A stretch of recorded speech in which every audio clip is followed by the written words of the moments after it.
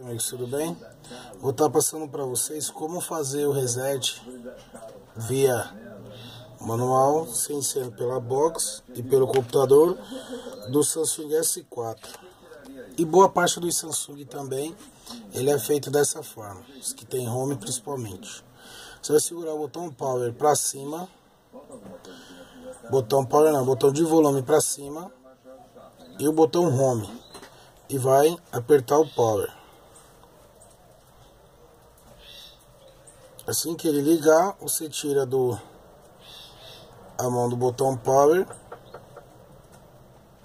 e aguarda que ele vai entrar em tela de reset. Isso, agora ele já entrou.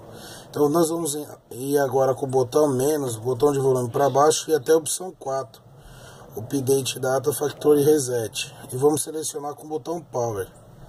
E agora nós vamos vir até a opção 8, Yes Delete a User Data e positivo com o botão power para prosseguir.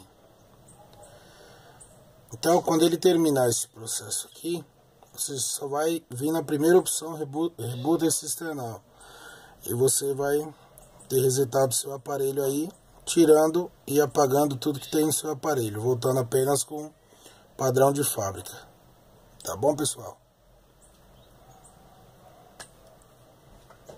É isso aí, esse procedimento ele vai apagar tudo que tem no seu aparelho e voltar padrão de fábrica, quer dizer, com os aplicativos dele mesmo instalado, tudo que você baixou nele ele vai tirar, até mesmo alguns tipos de vírus que tiver ele zera, ele tira tudo, tá bom?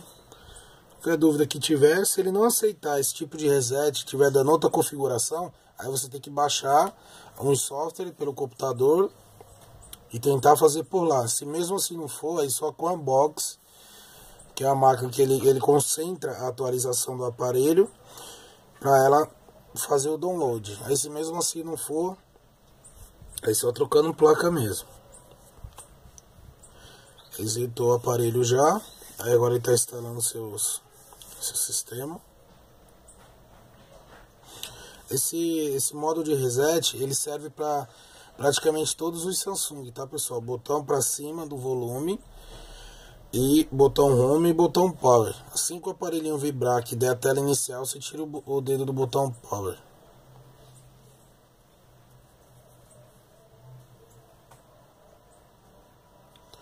Procedimento rápido, só esperando ele para a tela inicial para finalizarmos, mas aí já deu tudo certo já.